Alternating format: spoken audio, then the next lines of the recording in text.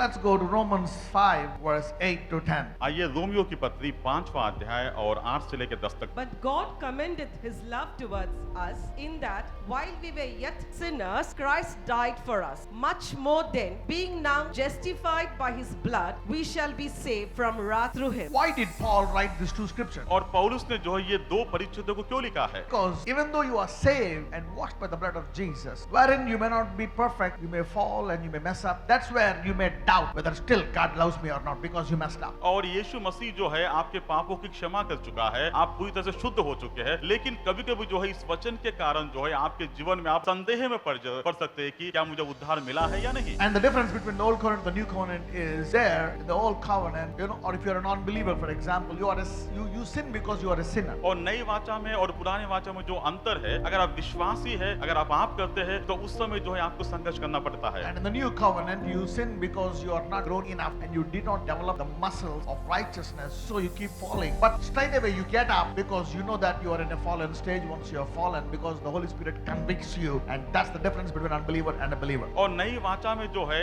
आप जब पाप में इसलिए गिरते हैं क्योंकि आपका जीवन जो है वचनों में परिपूर्ण नहीं है, वचनों के गहराई में आप लोग नहीं गए हैं, और पवित्र आत्मा जो है जब आप पाप में करते हैं तो आपको जो है बार-बार आपसे बातें करता है कि आपको आपके जीवन में पश्चाताप की जरूरत है। So this scripture tells you that even though you fall here and there before you become strong, as a child you walk, you falling. So during that period, don't doubt the love of God. That's what it's telling. When you were a full-time sinner, now you may be a part-time sinner.